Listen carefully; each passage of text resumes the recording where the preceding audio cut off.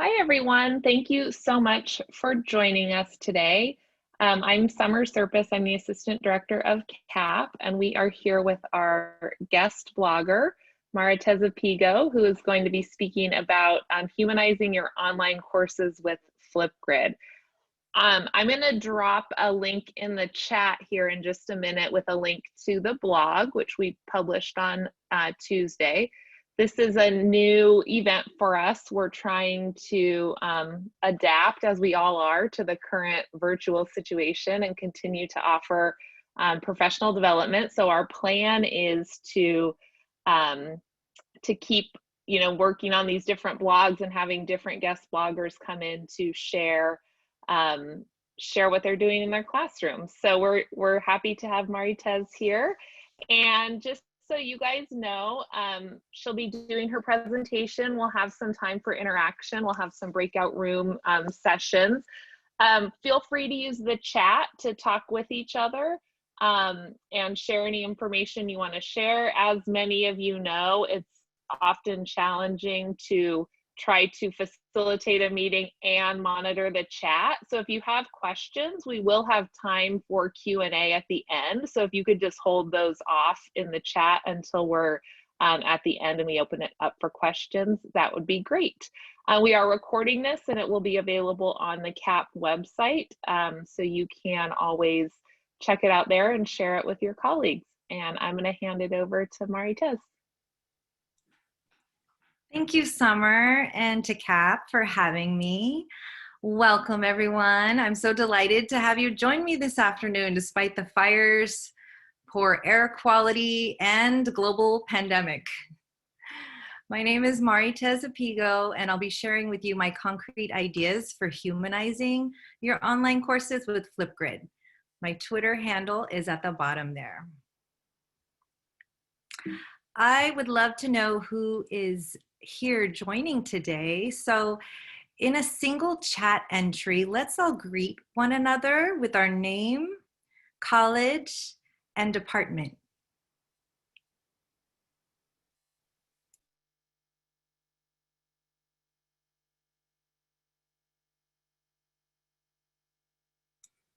Hi, Fred and Amber. Hi, Sandra and Lakeisha. Oh my gosh, it's going so fast. Hi, Mary Jo. Hi, Raina. Welcome, Eileen. Hi, Corinne and Lori and Emily. Oh my gosh, we have everyone from Northern and Southern California representing. Hi, Amy.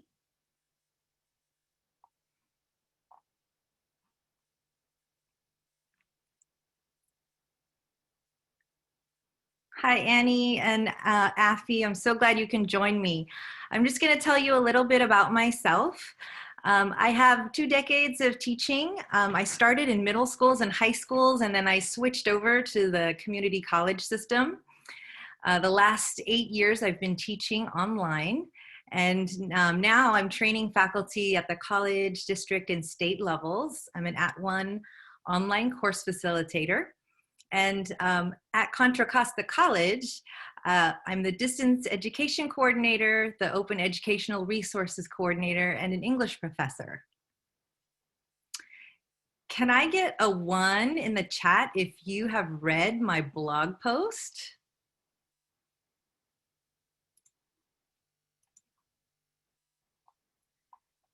All right, I see that some of us have, and there's probably some of you here who haven't yet, but Summer has placed the link to it in the chat, so you can check it out later if you haven't already. If you're like me, you're really excited about meeting your students on the first day. Getting to know my students is something that I love most about teaching. It's difficult to do that through text alone.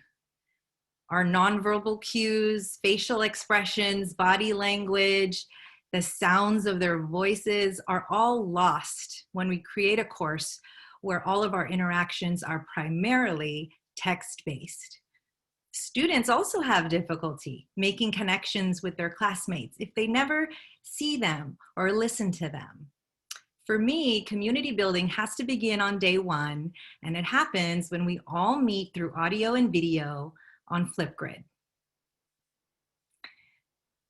Michelle Pacansky-Brock is notable for her work on humanizing online teaching and learning. She defines humanizing as a student-centered mindset that involves recognizing and supporting the non-cognitive components of learning. In a humanized course, faculty intentionally cultivate an inclusive learning environment that fosters psychological safety and trust, and forms connections that grow into relationships and a community. And she emphasizes that not only is instructor presence important, but there also needs to be a social presence. And when there's a social presence, then it opens the door to deeper cognitive learning. Humanizing our online teaching is an equity-minded practice. Both Dr. Luke Wood and Zaretta Hammond emphasize the importance of building and maintaining a strong sense of community, to build trust, establish relationships, and be inclusive of marginalized students of color. My application of Flipgrid is in line with the CAP principles shown here, and I'd like to share some of my examples with you.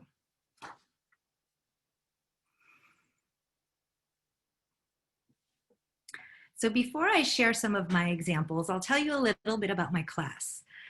The examples are from my most recent summer class of English 1A students, which is a freshman composition reading, freshman composition and reading course. The class just happened to be predominantly women, so many of the examples you'll see here are from them.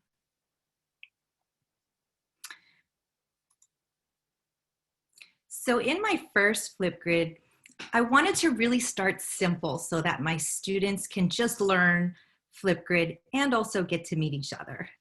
This is what the prompt looks like from the student's perspective.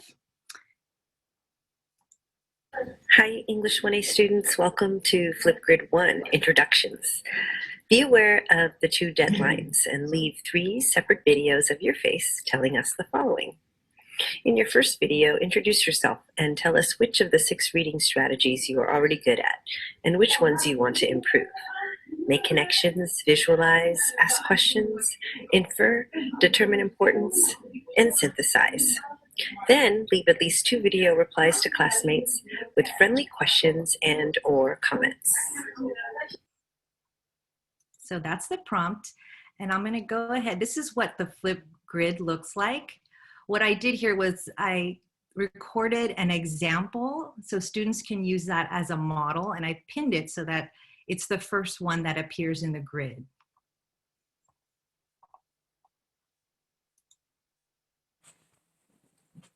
Hello everyone, my name is Tiffany Lum and my pronouns are she, her. My educational goal at the moment is to major in sustainable environmental design, and in the future I aim to be an environmental consultant.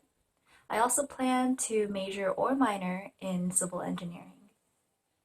Now, my hobbies are dancing, drawing, playing badminton and tennis, and also playing rhythm games and strategy games. Games like Fire Emblem Three Houses and OS are one of my favorites, so if you guys have any suggestions, please come and reach out to me. Now, the reading comprehension strategies that I'm good at are visualizing and inferring. I love immersing myself in the world of whatever novel I'm reading. I like the visual sensations that the author gives to us, and I like immersing myself in the characters. Which also leads to why I'm good at inferring, because since I'm in the shadows of the characters, I can feel and sense what they're feeling, and I get a sense of what's happening in the future of the novel. Now, strategies that I want to improve on would be determining importance, because I feel that everything is important, so the importance that the author wants to convey seems muddled to me, and I really want to pinpoint those few themes that they really want to convey. And I also want to be better at synthesizing. So that's it. I really Look forward to working with all of you guys. See you. So that was Tiffany's response. And then right below, students can reply with comments. And so I'm going to play some of the comments that Tiffany received directly to her. Hi, Tiffany. I'm also super interested and love drawing and art. I really like the Giratina drawing you have on your wall. And I'd like to know what the poster right above it is. It looks really interesting. I'm a pretty big anime and manga fan. It's nice to meet you. Bye. She wouldn't have been able to see that if this introduction didn't happen through video. Hey Tiffany, this is Daniel. I'm responding to the comment you left on my video because you were actually able to pick up that I wasn't using my laptop camera, which I am using now to record this. But that's because I wanted to show you the camera that I did use to film that video, which is my Sony a6400. I used a f1.8 35mm prime lens on that, so that's how the image quality was so crisp, as you said. I saw in your video that you liked playing strategy games. I'm not really the type of person who does play those, but when it comes to RPGs, Pokemon, any Pokemon game is my go-to. So yeah, I'm looking forward to working with you as well, and hopefully we can get in the same book club group to talk about the novel we're reading and what we picked up through visualization. All right, thanks. She did receive a couple more, but I'm just going to go ahead and I wanted to show you all another introduction, which I thought was wonderful.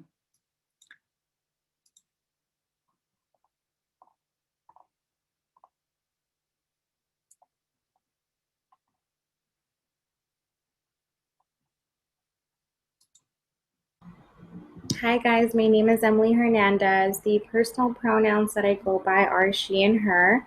My current educational and career goals are finishing college and eventually transferring over to a four-year university. I am majoring in public health and I eventually want to double major or minor in business as well.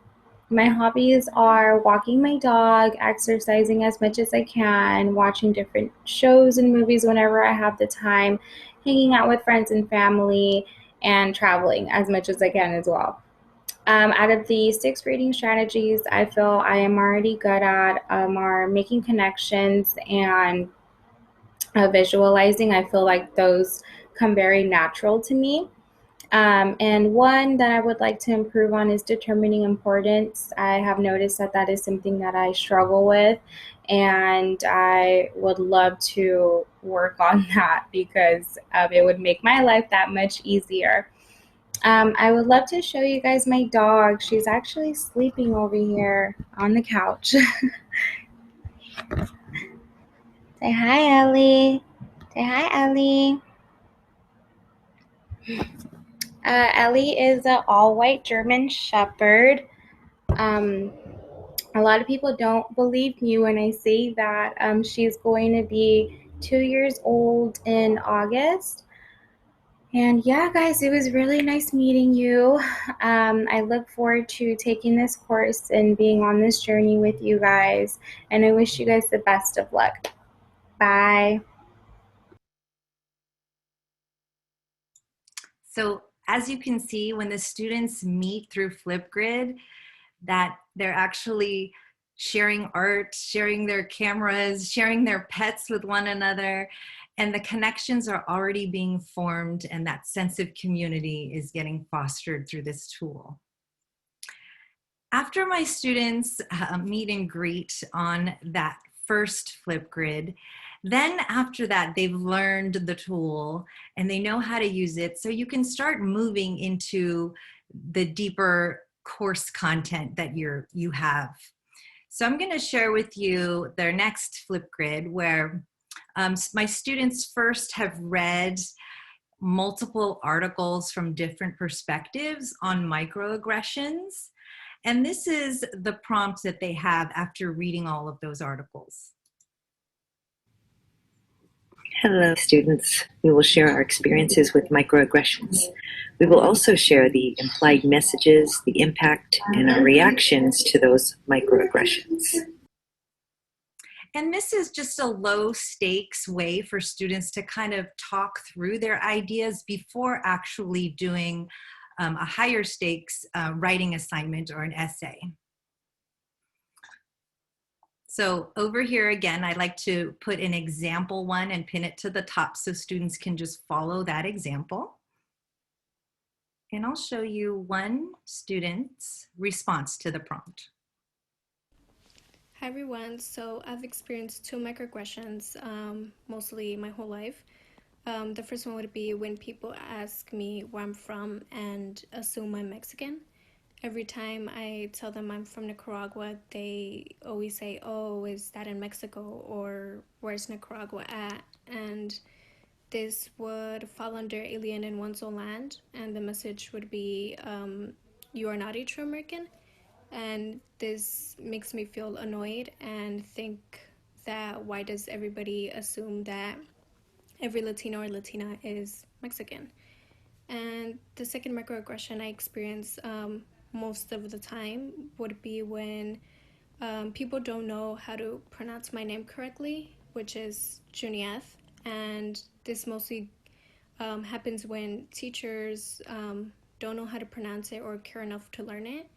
And this would also fall under alien in one's own land. And the message would be your ethnic racial identity makes you exotic.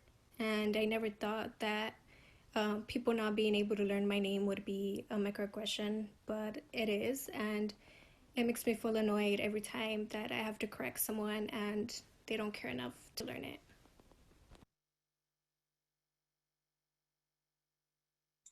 These were the responses that Junieth received. Hey Jeanette, I think it's very annoying that people assume that you're from Mexico, and they also assume all Latinos come from Mexico when we don't. They should learn that just because we look alike or we speak the same language, we don't come from the same place. We all have different backgrounds in different countries and come from different countries.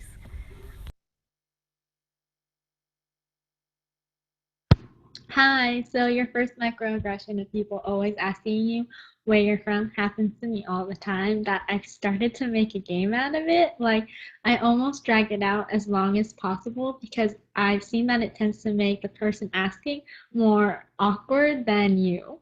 Like, if someone asks where I'm from, I'm like, oh, I'm from California. And they're like, yeah, but where are you from? I'm like the Sacramento area, and I just get more and more specific. And then when they ask where my parents are from, I'm like, my parents are also from California. It's really fun. You should try it next time if it does happen. It'll be a way for you to lighten the mood yourself. So I'm sorry that does happen to you, but hopefully you enjoy the little game that if it does happen the next time. Bye.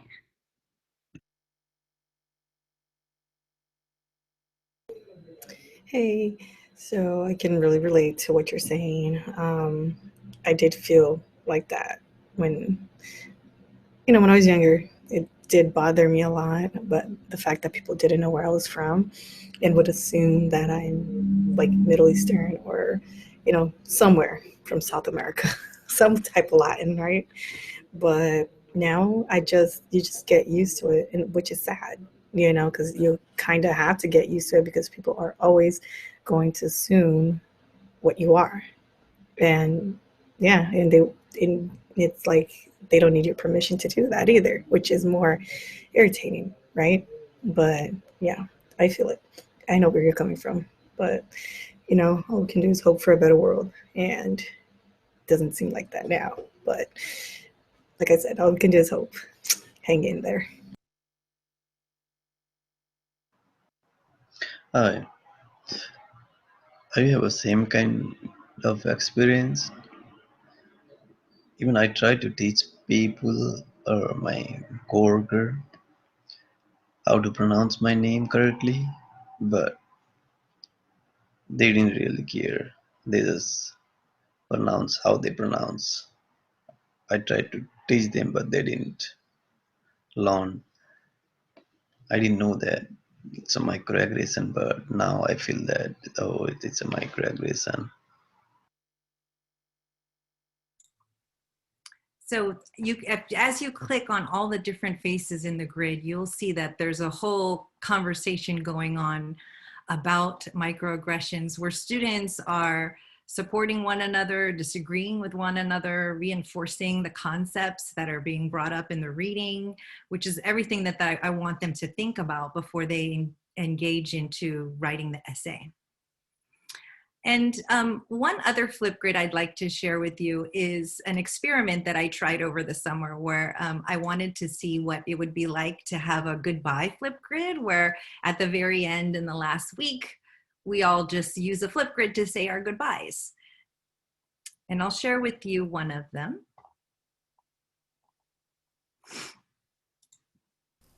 Hey everyone, we did it. Congratulations, we finally finished class.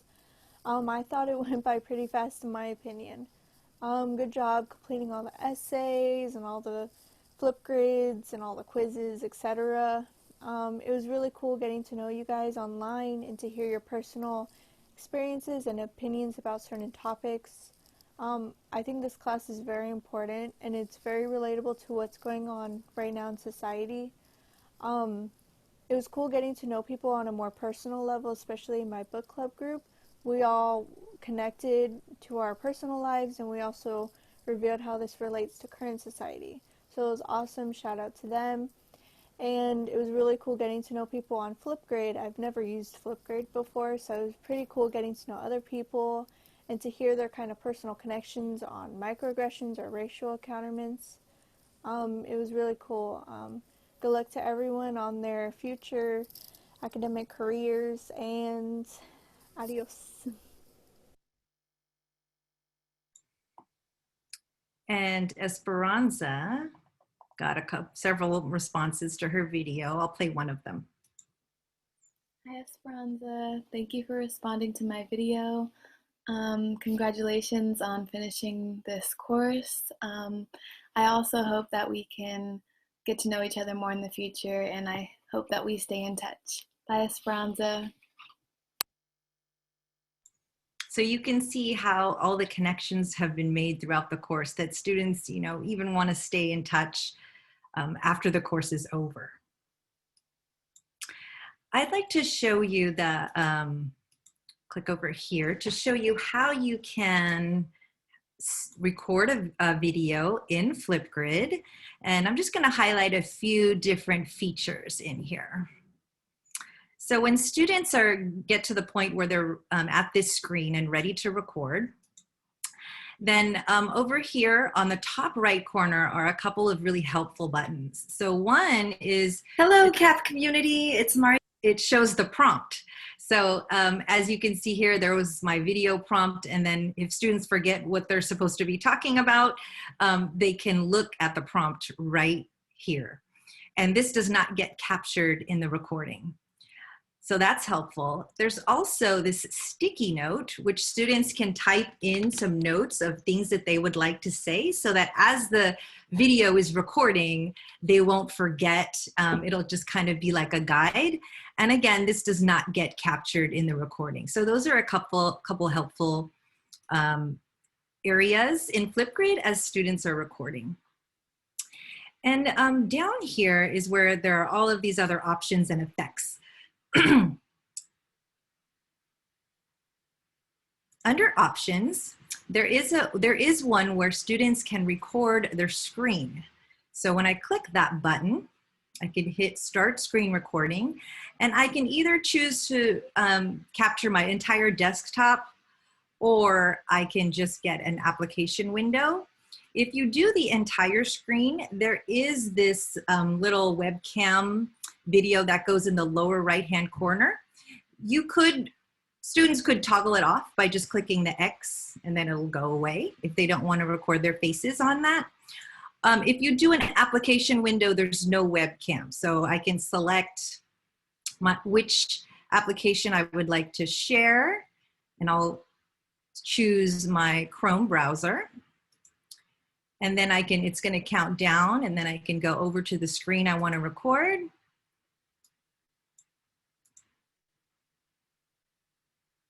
Hi everyone, I'm going to share with you about Flipgrid examples. And then I can go back to Flipgrid and stop recording. Down, and then I can go over to the screen I want to record. It's going to automatically play it back for me. And then this is where there are some editing features. Down, and then I can go over to the screen I want to record. So if I want to cut out all of that beginning, I can just drag it and take all of that out and just take the part that I would like to keep. And then I would hit confirm, and it would just clip out the pieces that I didn't want at the beginning or maybe even at the end.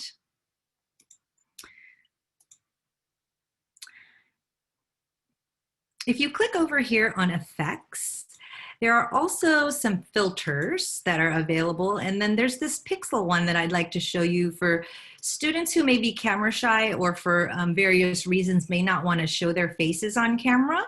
So they can select the pixel filter for that. They might even want to select an emoji. And they can enlarge it or change the size so that it completely covers their face. Flipgrid also has a series of boards, which is a new feature where you can select a whiteboard, a blackboard, you can get graph paper, and you can do a split screen like this where you see the person's face and the board, but you can also drag this over if you would like to remove the webcam and just capture the board and the audio. So if I wanted to go ahead and work students through a graphing problem, I can select the graphing board, and then I can select draw, and then I can draw out my graph. Like that. You can also undo what your last movement was. And students can also select notebook paper board, and there is an option for selecting text if you would like to type out some writing.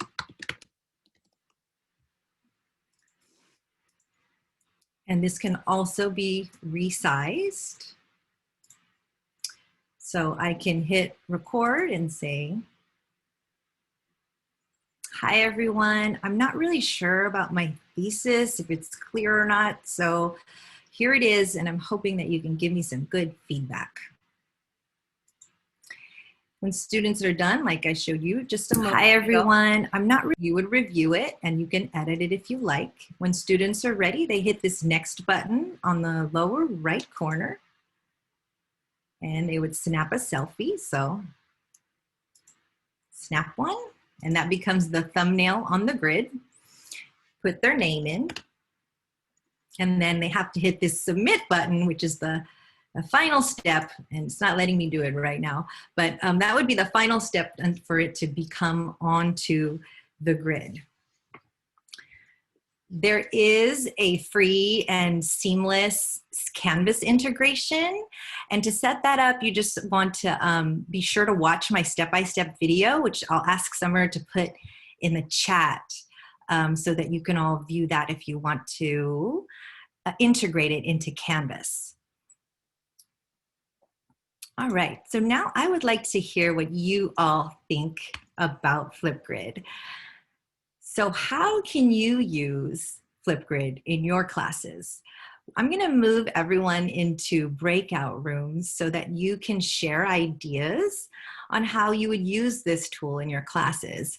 We're going to give you 10 minutes, and there's going to be a 60-second warning so you'll know when we're all going to come back together in the main room. While you're in there, I'd like for you to also choose a reporter who's going to report back to us when we come back to the main room. Does that sound good? Are there any questions right now that I need to address before we move? Maritez, I'm sorry. I've lost the ability to do breakout rooms because of my technical issues, so I need you to set them up. Okay. All right. It's okay. I can do it right now. Okay. I think do 8. 8? Great. Okay. Thank you.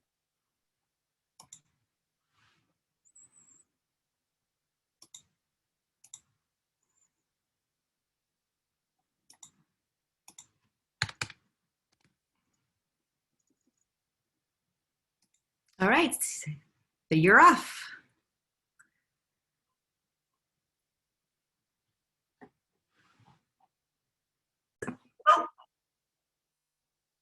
Welcome back, everyone. So let's go ahead and take a moment to share what was discussed in our breakout rooms. So let's go down, and we have 8. So let's go ahead and start with breakout room number 1. If the reporter can unmute yourself and share in less than a minute what was discussed in your group. That might have been us, but I'm not sure. Yeah, you were one. Okay. I didn't pay attention. So one of the instructors teaches geography, and she thought that she could have her students do their normally face-to-face presentations in a Flipgrid so that they can share their screens and use the little board thingy you showed us. And then I was thinking that maybe it could be like I teach English, so maybe it could be initial responses to books that they're reading or articles that they're reading.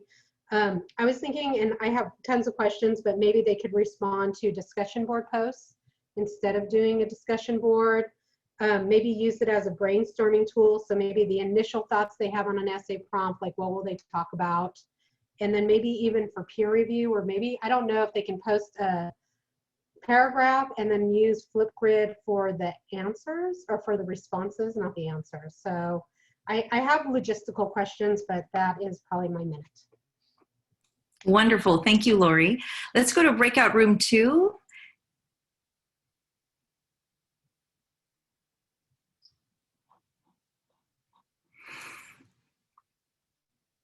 Do we know who the reporter is for breakout room 2? I think that was Mary Jo and Raina and a couple other, Fred and one other person.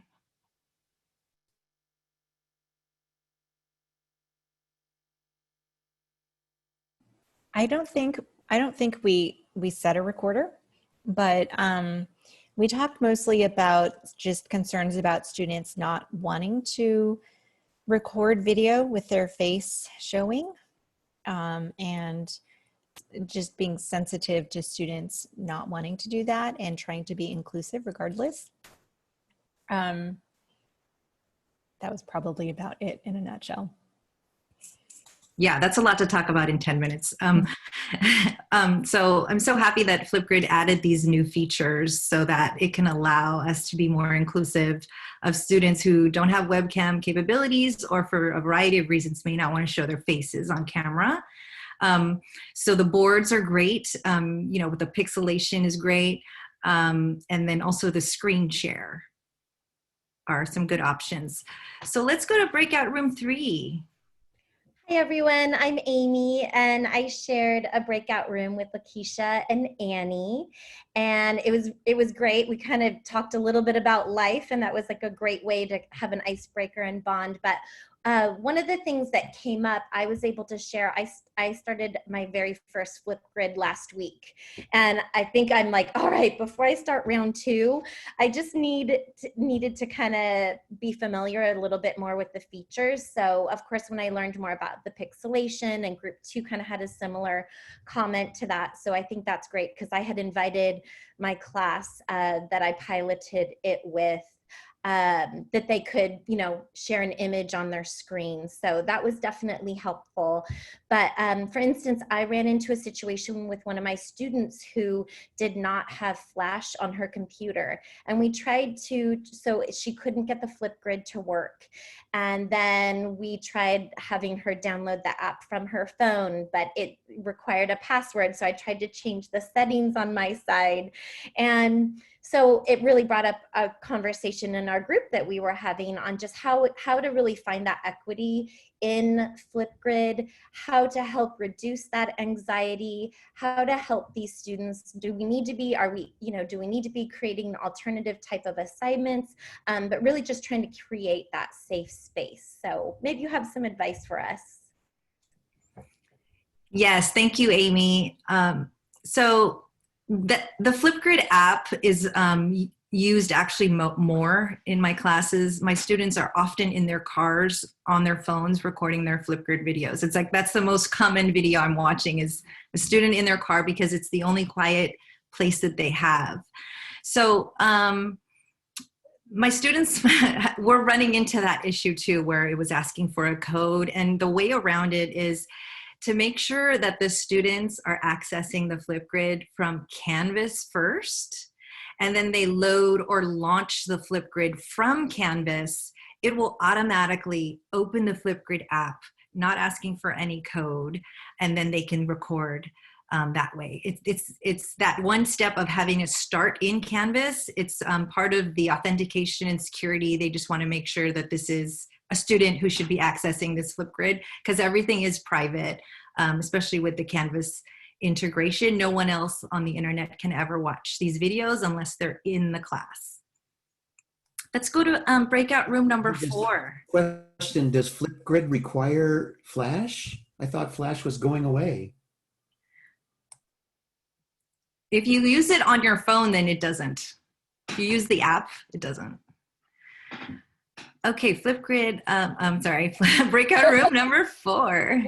I'm Eileen, and what are the odds? I got to work with the other Eileen with an E and with Corrine, so we all rhymed, and that was kind of funny. And then we joked saying we should just change Corrine's name and give her a creative spelling for Eileen.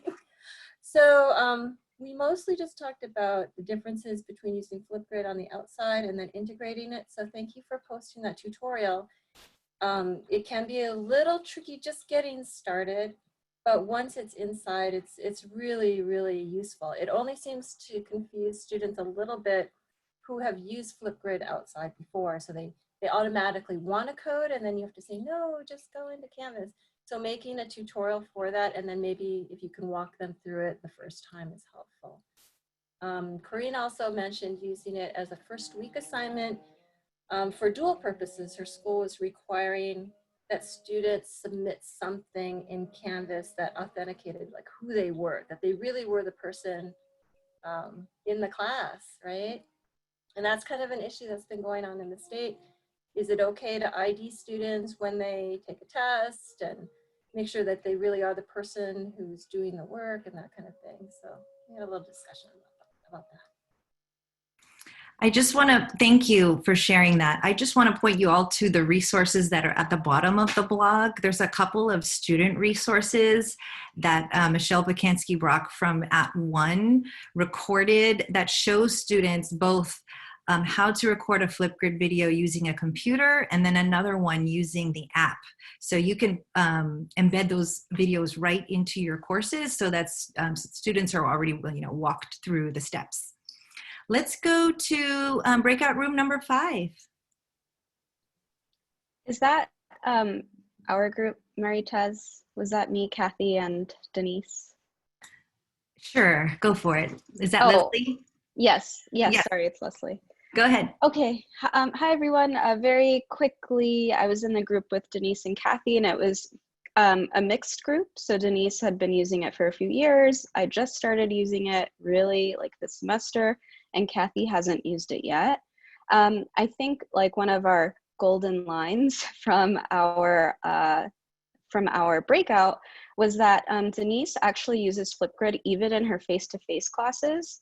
And I love that she said that she does that because it democratizes the student voice.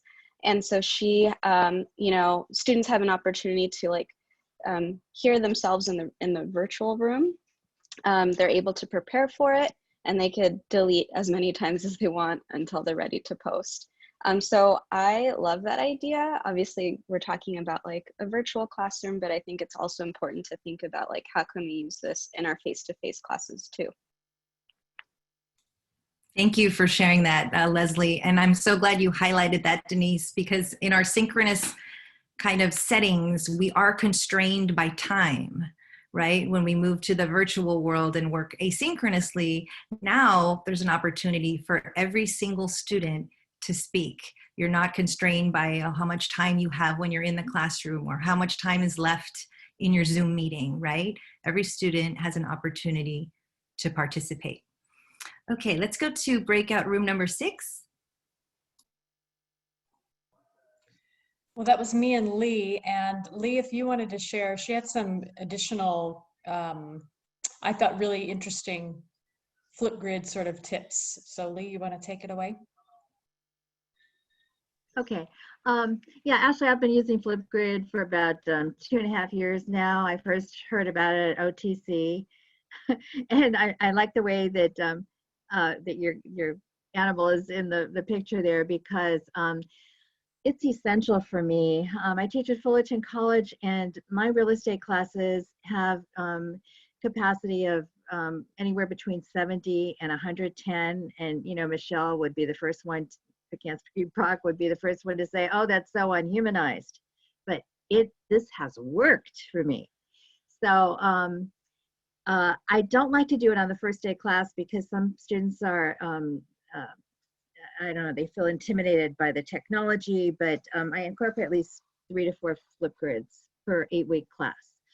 And one thing I found that the students find very engaging is to decorate their selfies. So I actually teach a course at Fullerton College. We have mini conferences every 2 months, and I'm the Flipgrid person there. So I teach it to them, and it's amazing how few people on my campus use it. So one of the things, besides doing the decorated selfies, that really adds to the engagement and social presence for me has been for students that don't want to show their face, because I did this way before we ever had the pixelated version, is one of the assignments I use it for is, in real estate, we all have to do our marketing 30-second elevator speech, right? And so what do students do? Most of them that want to show their face, they just like read it off the paper, and they don't look at the camera. They're not looking straight ahead. And so I give them the option, if you don't want to show your face, you can use a special app. I think it's called My Pet or something. And so they record their pet doing the 30-second commercial, and then the app allows them to change the pitch of the voice. And some of the best Flipgrids I've ever done were with students that did that. So my students that were the most demure became the student leaders, the epic ones. So that's my 2 cents worth, and my students really like it a lot. Thank you for sharing all of that, Lee. Were you in group 6? I have no idea what. 6? Okay. I was with Amber. Great. Okay, let's move on to breakout room number 7.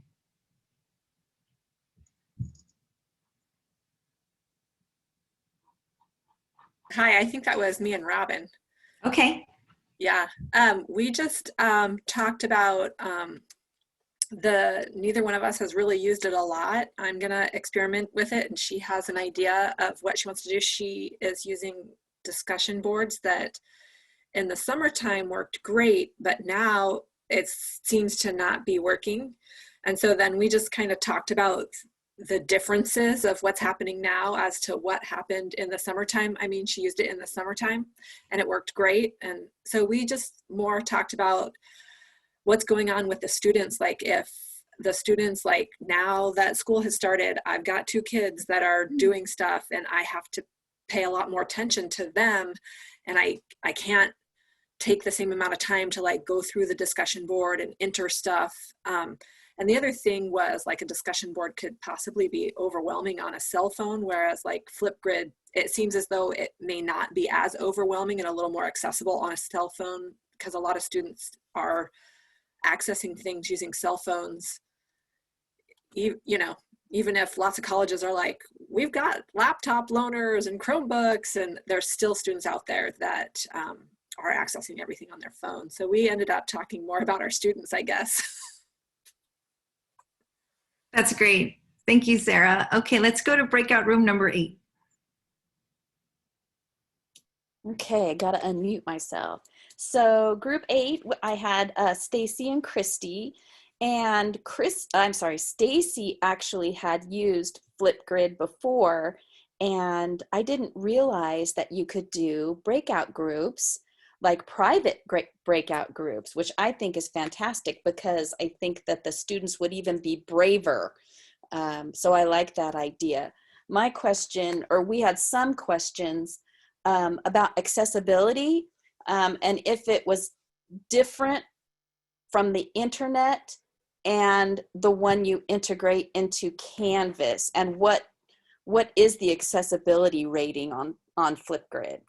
And I think that's it. Stacy, do we have anything else? Yeah, the only other question we had was whether or not you were using discussions with Flipgrid discussions. We had talked about that. What was it? How much it costs? Is it? No, well, whether we were replacing discussion boards with Flipgrid discussions. Yeah. Who's replacing discussion boards with this? Are you completely replacing it? Is it an addition? That kind of thing. Yeah, there's definitely, that's actually a great way to think about how can I get started applying Flipgrid in my classes, is to look at your discussion boards and see, can I change any of these into a Flipgrid where I'd like students to talk through their ideas instead of type their ideas.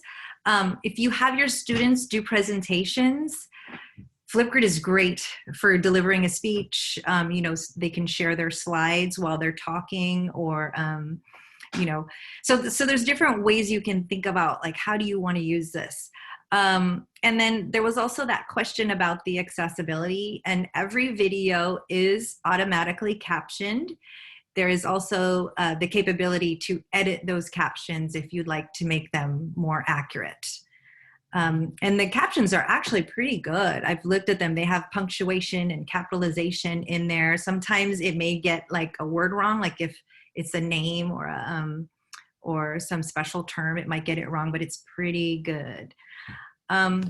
So I know that we are starting to run out of time, and I would want to invite everyone to give Flipgrid a try from the students' perspective on our CAP community Flipgrid. And if Summer could share that link in the chat, that'd be awesome. And the link is also on the blog post. And in there, you can share some of the ideas that you've already spoke about here in our breakout rooms.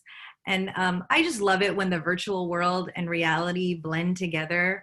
Whenever I see my online students on campus, I can wave to them and say hello and address them by name. And I owe that to Flipgrid. It's really helped me create a social presence and foster a strong online community of learners and apply equity-minded pedagogy. So I know that we're out of time and there may be some questions, but I'm going to go ahead and hang out if anyone wants to still ask some questions. Thank you all so much for attending. Thank you all for being here, and thank you so much, Maritez. That was so great. I am going to send an email with a link to where the recording will be, and there's also a follow-up survey, so if you could take a few minutes just to give us some feedback on that. If you're interested, we also have a series of ESL English webinars going on this semester. There's information on the CAP website, and we're working on getting some more of these blog webinars going as well. So thank you for spending your Friday afternoon with us. Have a great weekend, and we're happy to hang out for a minute, I think, if you have any more questions. Thank you. Amber asked, yeah. So I was just going to address one question that came up in the chat. I just saw it, and Amber asked if it's like, how do you access it, and do you have to register, and is there a cost? So you just sign up for a free Flipgrid account at flipgrid.com. The use of the tool is completely free. Microsoft picked it up and made it free to every single educator. And then you set up your Canvas integration, and there's the video that shows you step-by-step how to do that. And you can start, after that's done, you can start adding Flipgrid as Canvas assignments. There was a question, Maritez, I don't know if you saw it, that said, do you recommend the Canvas integration? Absolutely, yes, because it really, it adds for ease of grading and assessing these.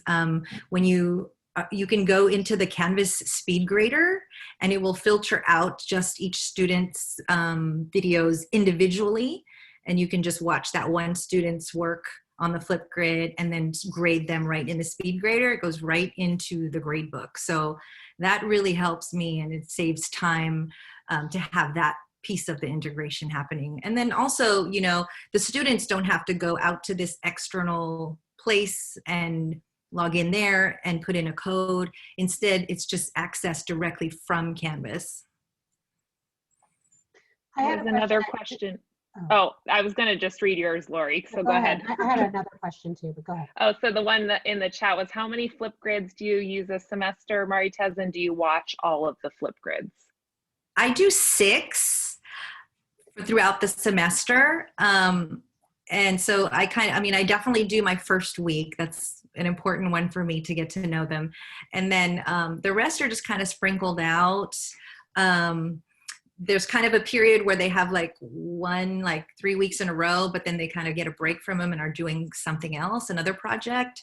And then we come back to Flipgrids later. So they're just kind of sprinkled out randomly. But, you know, I've heard of different faculty alternating between discussions one week, Flipgrid next week, like that. So you can think about how that could work best for your course. That was my other question, like how much are you replacing discussion boards? Because I think there is some, you know, in an English class that I think the writing is good for them. And, you know, I also wonder, like, are they watching? I mean, of course, they might not be reading everything either, but how much are they watching?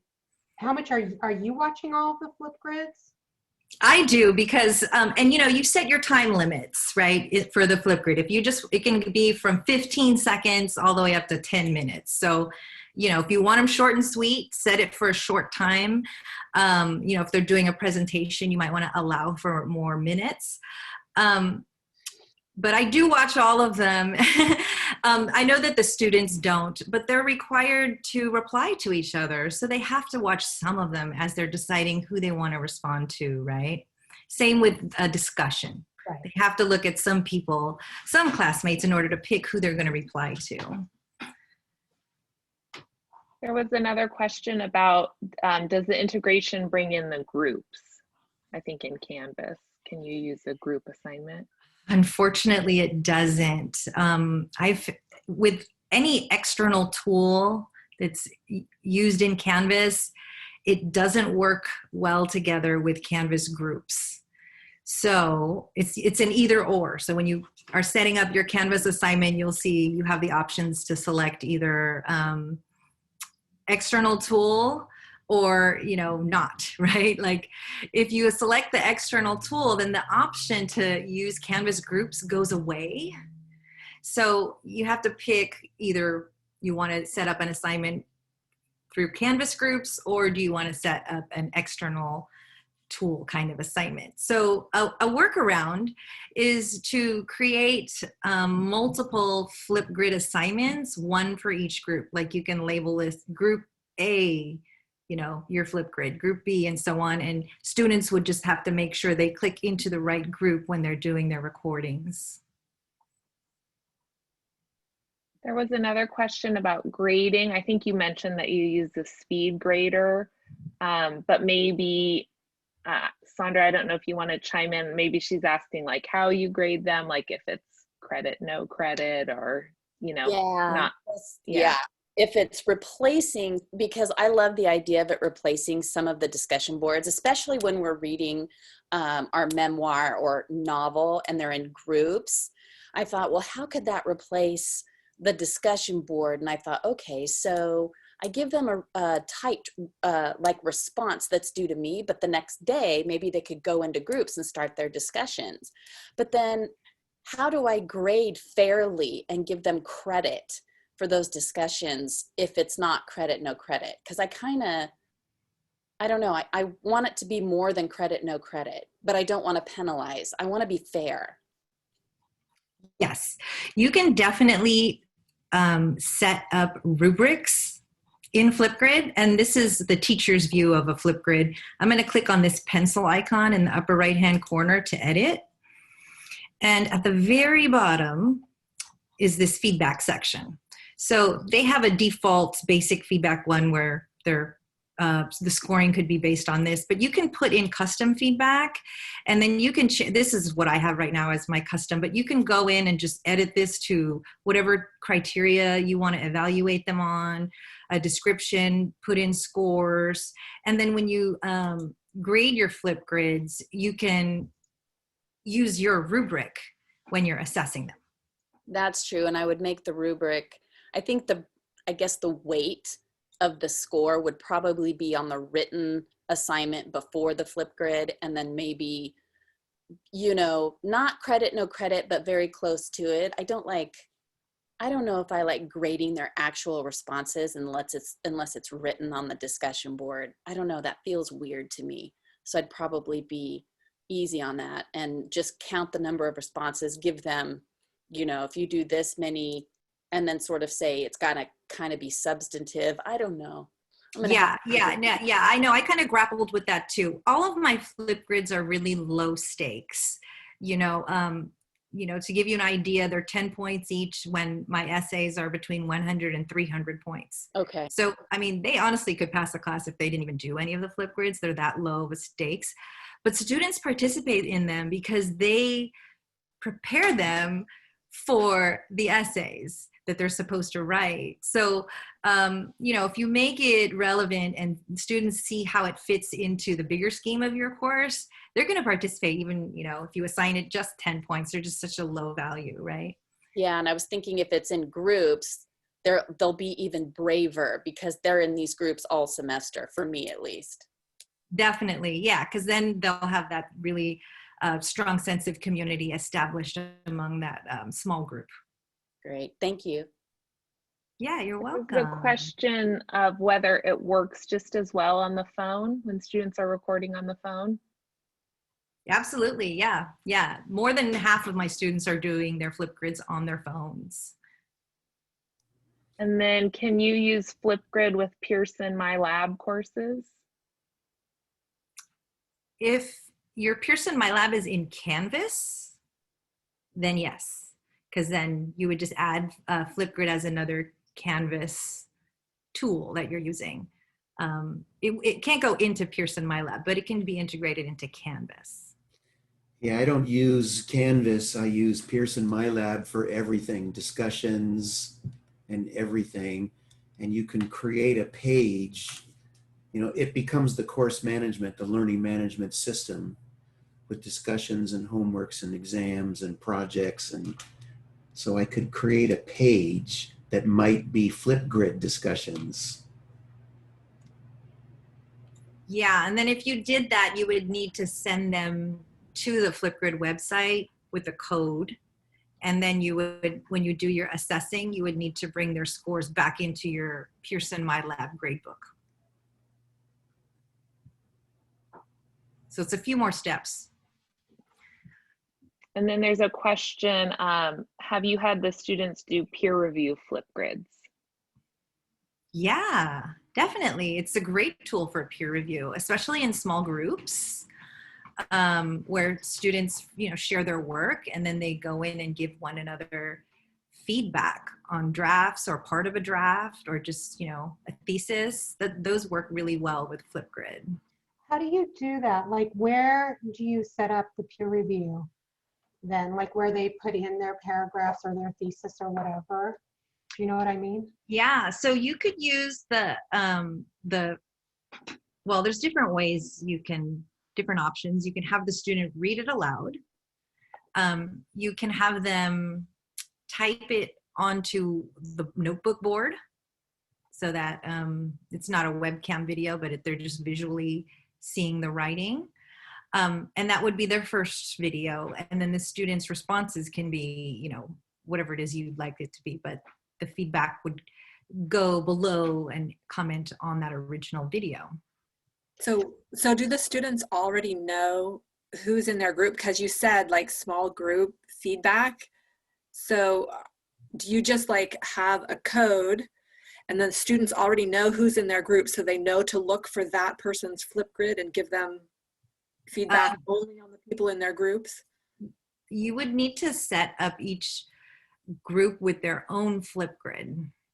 So if you have 4 groups or 6 groups, let's say, I usually have 6 groups in my classes, then each student would need to make sure they click on their group's Flipgrid. And then when they go in there, they'll see their group members in there. But you could do, like, you don't have to do it as small groups. I mean, you could just have it open to the whole class, and then they have to respond to maybe 2 people who don't have any responses first or something. Like, you could do it that way. Sure. Yeah. Can they share their screen and show their paragraph too? Like if it's typed out? That is another option. Absolutely. They can do a screen share. Okay, so I think maybe one last question and then we can wrap up. Where did it go now? I lost it.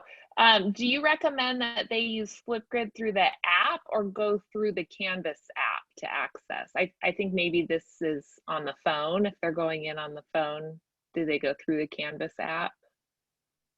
They can go either way, from the Canvas app or from the browser. On the Canvas browser, it'll have a button that says load, and then whatever you titled that, like load Flipgrid assignment 1 or whatever. And then if they're on the app, it'll use the word launch. So either way, the students will get to the Flipgrid on their phones. All right, well, I want to be respectful of everyone's time. So thank you so much, Maritez, and thank you all for being here. And we hope to see you at another webinar in the future. Great, thanks. Bye, everyone. Thank you. Thank you.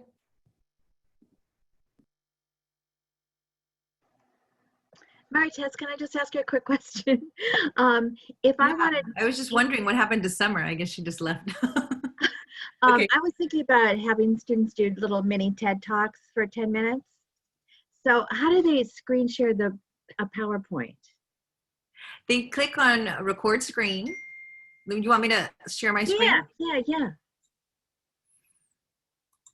Okay. So let me go out of this. Let's see here. Oh, Robin already recorded a video. Fast. How do let me see if I can do it. I want to get to a place where I can record a video. Let's see, how about this? Okay, so in here, they can click on record screen. So options, and then record screen. And then you click start screen recording. And then do you see the pop-up that just happened? Oh, no, I missed it. I was writing something. Oh, okay. So they can either select their entire screen, which shows this little webcam video in the corner. You see me in the corner, lower right. Or they can turn that little camera off if they don't want to show their face. Or they can select an application, like if they have it in a browser or in PowerPoint or whatever, and then they can select that. So after they do that, it's going to immediately going into this sharing, and then they can start talking and giving their presentation, and then stop it when they're done, and then they can just edit out that beginning little clip. Okay, great. It's really easy to screen record. Okay. Thank you so very much. It was a great webinar. Oh, great. Bye-bye. Thanks, Lee. All right. Nice meeting you. Bye. Okay, bye.